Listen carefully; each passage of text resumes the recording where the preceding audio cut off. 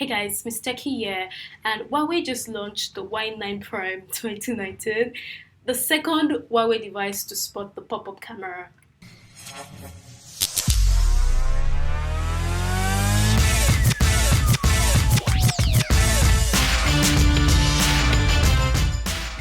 I'm starting off with the build, and this is a really big device, especially when compared to other devices.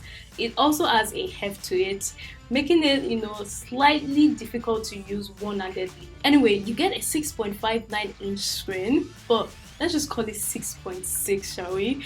So you get that along with a full screen display, and I can notice slightly thin bezels around the device that come with a little bit of a chin. In short, if you were to ask me, I'd say this is almost, bezel-less. Now the back of the device kind of looks like the Y9 2019, but Huawei has added a two-tone color to this. Another thing that has been, upgraded is the camera setup. So you get a triple camera setup as opposed to the dual cameras on the older version. Now guys, the camera setup on the Y9 Prime 2019 is kind of similar to the Phantom 9, and the first camera is the main camera, which in my opinion is kind of okay.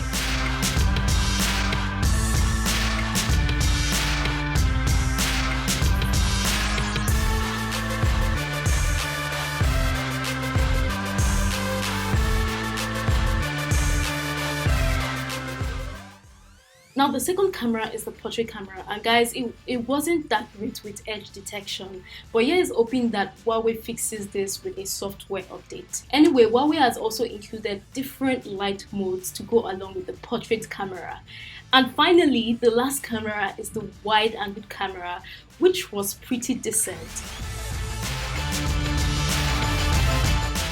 As for the video, you can shoot in 1080p at 60 frames per second, which is, impressive. You also get slow-mo and time-lapse mode. Overall, I think the cameras on the Y9 Prime 2019 are fully packed. But moving to the front of the device, and one thing I noticed is that there's no notification LED light in front. Neither does the screen light up when you get a notification. But what you do get is a pop-up camera. And I think this is like the first pop-up camera in Nigeria with an affordable price tag. But the pop-up camera takes pretty, decent pictures. The skin tones look quite sharp, and I like the saturation level on it, especially in low light situations. By the way guys, there's no front flash, which is typical from Huawei, but you get screen flash that can get you results like this one and this one. Still on the pop-up camera, and Huawei has included a freeform mechanism that detects when the camera is about to fall and forces the pop-up camera to retract.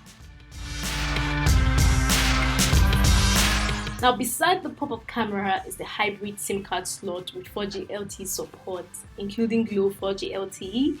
There's also a noise cancelling mic, and beneath all of that is the earphone jack and a USB Type-C port. Now guys, I was able to charge this device using the bundled charger in 2 hours plus, which is pretty impressive considering the fact that this comes with a 4000 mAh battery. And beside all of that is the speaker grills, and it's not something that I would consider to be, very loud.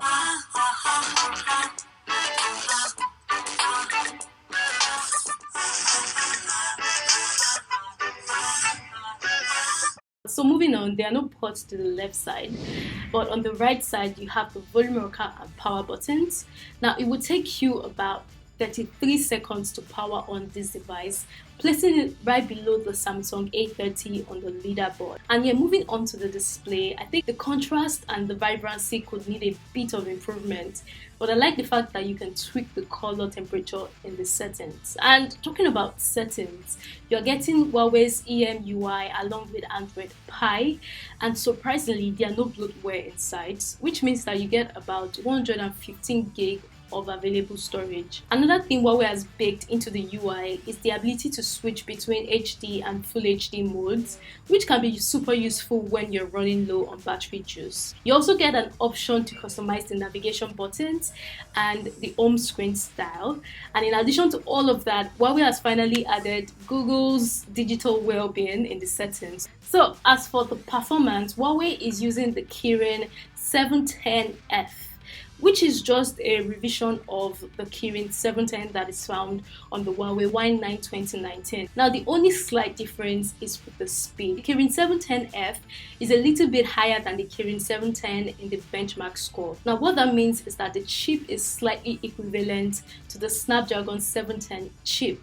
Now, as far as all of that translates to the overall performance, well, I'd say it is way above average. The graphics was pretty okay when playing games like PUBG and others, plus multitasking also fared pretty well. So I have no performance issues with the Y9 Prime 2019. Now guys, this device doesn't come with face unlock, which is kind of a bummer, but the fingerprint sensor was quite fast. As for the battery life, it was pretty impressive. I was able to get about these hours of screen on time. So guys, that is all for my first impression of the Huawei Y9 Prime 2019. That is a really long name, but yeah, this is a device that would give other devices in its price segment a run for their money, especially with that full view display, the pop-up camera, the great battery life, and of course the modest performance. However, it does come with a couple of shortcomings, which I've mentioned in my video. So guys, let me know which of the 80,000 naira plus devices you'd likely get right now, money aside. Let me know guys in the comment box, and don't forget to like, please subscribe, and also drop a comment, and yeah, you can share this video if you like, and I'll see you in my next video guys. Take care.